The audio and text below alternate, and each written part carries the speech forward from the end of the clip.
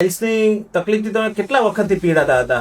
એમ તો હું 8-10 વર્ષથી પીડાતો હતો, પણ દવા મેં પહેલા બીકમાં લીધી જ નહોતી, પણ છેલ્લા 20 દિવસથી સતત બ્લીડિંગ ચાલુ થઈ ગયું હતું. તો કેટલું બ્લીડિંગ થતું હતું? બ્લીડિંગ એટલે બહુ જ, એટલે 10 થી 11 બોટલ લોહી ચડાવવું પડ્યું. 10-11 બોટલ? હા, પહેલા હું તમારી પાસે આવ્યો, પછી પાછો આવ્યો ગયો, બીક લાગી એટલે પછી બીજા બે સાહેબની સલાહ લીધી, પણ મને બીજા કરતા અહીંયા કામ સારું લાગ્યું, પાછો અહીંયા આવ્યો હું. બરાબર. પછી મેં અહીંયા જ ઓપરેશન, પણ બીકમાં હું કરાવતો નહોતો, પણ આ છે ને લોકો બીવે છે એ ખોટું છે, બીવાય નહીં આનાથી. આ ઓપરેશન તો અડધી કલાક જ ચાલ્યું હતું, પણ બહુ સરસ કામ કર્યું સાહેબે, અને સારું થઈ ગયું. બ્લીડિંગ પણ બંધ થઈ ગયું, દુખાવો ઓછો થઈ ગયો. 5 દિવસ થયા, આજે કમ્ફર્ટેબલ બેસી શકું છું, હાલી શકું, બધી કરી શકું છું. અને હવે તમને એમ થાય કે પેલા કરાવ્યું તો કેટલું સારું? હા, પેલા પણ એમ થયું કે પહેલેથી કરાવ્યું હોત તો આ મારે પ્રોબ્લેમ સહન ન કરવી પડે, બહુ સહન કર્યું. પાઇલ્સના પેશન્ટમાં 11 બોટલ લો એટલે તો બહુ કહેવાય ને. બહુ, એટલે તાત્કાલિક જ બોટલ પૂરી થાય બીજી ચડાવવી પડે, પૂરી થાય ચડાવી વયું જ જતું હતું.